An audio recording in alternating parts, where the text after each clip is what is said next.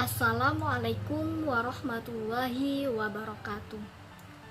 Puji syukur atas kehadirat Allah Subhanahu wa Ta'ala yang telah memberi kita kesehatan sehingga dapat melakukan aktivitas perkuliahan walaupun secara daring. Yang terhormat Ibu Dr. Anda Erlina Sahar, MPD, selaku dosen pengampu mata kuliah pembelajaran micro teaching, dan teman-teman yang saya banggakan. Baiklah, kami dari kelompok 1 yang beranggotakan saya sendiri, Ardina, dan teman saya.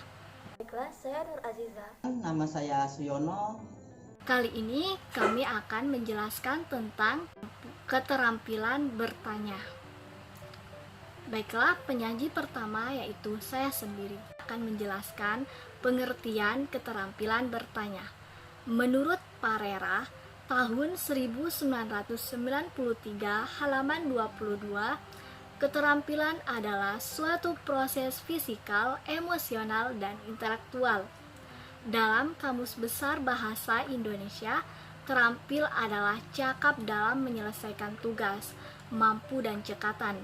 Sedangkan keterampilan adalah kecakapan untuk menyelesaikan tugas. Kemudian, menurut Hasibun dan Mujiono, tahun 2008 halaman 62, bertanya merupakan ucapan verbal yang meminta respon dari seseorang yang dikenali.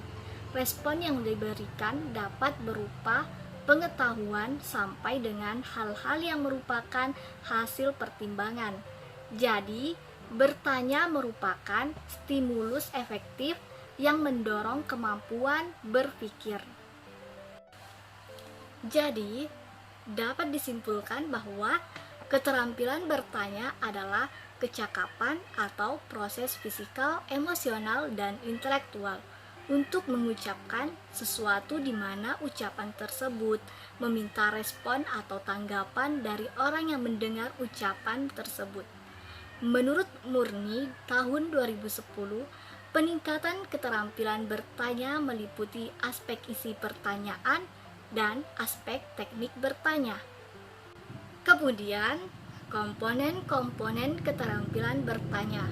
Yang pertama, penggunaan pertanyaan secara jelas dan singkat.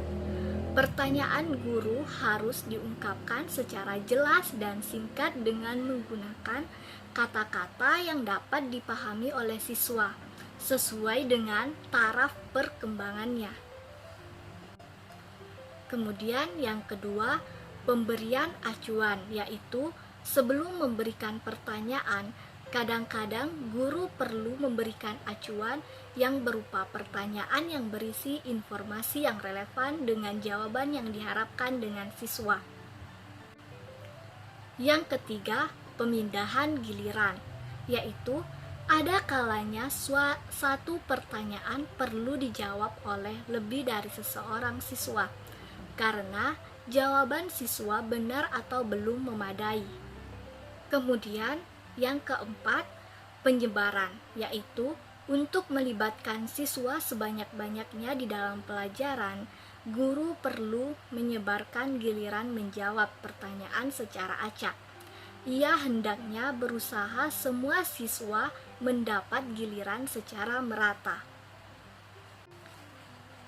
Kemudian yang kelima, pemberian waktu berpikir, yaitu setelah mengajukan pertanyaan kepada seluruh siswa, guru perlu memberi waktu beberapa detik untuk berpikir sebelum menunjuk salah seorang siswa untuk menjawab.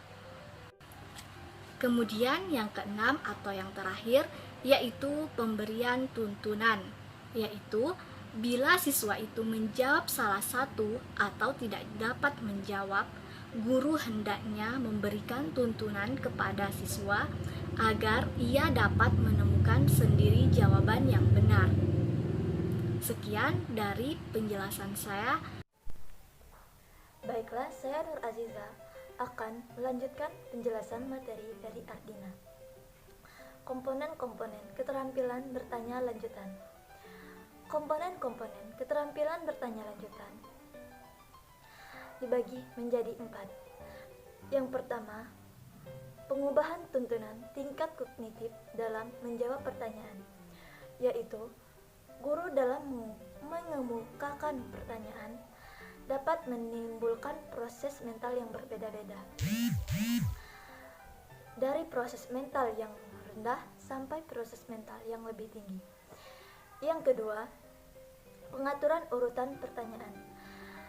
Dalam mengembangkan tingkat kognitif dari sifatnya yang rendah, lebih tinggi, dan kompleks, guru hendaknya mengatur pertanyaan-pertanyaan yang diajukan kepada siswa dari tingkat mengikat, pertanyaan pemahaman dan penerapan, analisis, sintesis, dan evaluasi.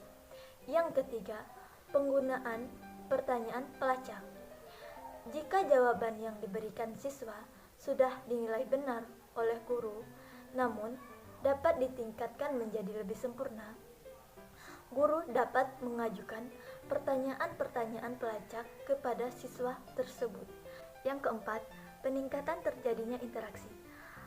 Agar siswa lebih terlibat secara pribadi dan bertanggung jawab atas hasil diskusi, guru hendaknya mengurangi atau menghilangkan perannya sebagai penanya sentral dengan cara mencegah pertanyaan dijawab oleh seorang siswa. Selanjutnya, alasan keterampilan bertanya perlu dikuasai. Yang pertama, guru cenderung mendominasi ceramah dalam kelas. Yang kedua, siswa belum terbiasa mengajukan pertanyaan. Yang ketiga, siswa harus dilibatkan secara mental, intelektual secara maksimal. Yang terakhir, adanya anggapan bahwa pertanyaan hanya berfungsi untuk menguji pemahaman siswa. Baiklah, sebelumnya saya perkenalkan, nama saya Suyono dari jurusan Bahasa dan Sastra Indonesia. Akan menyampaikan materi pembelajaran kita adalah keterampilan bertanya.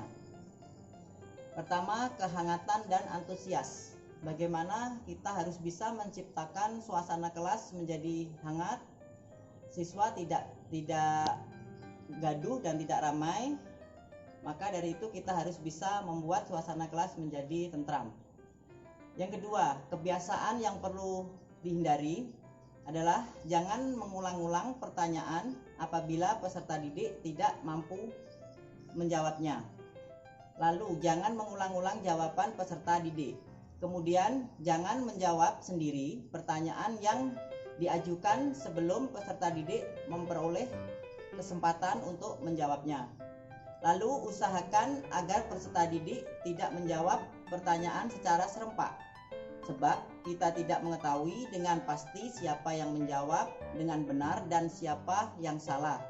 Kemudian menentukan siswa yang harus menjawab sebelum mengajukan pertanyaan ganda.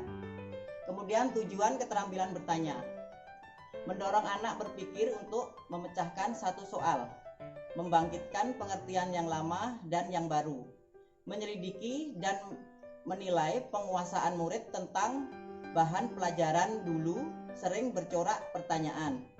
Ingatan sebaiknya juga pertanyaan pikiran.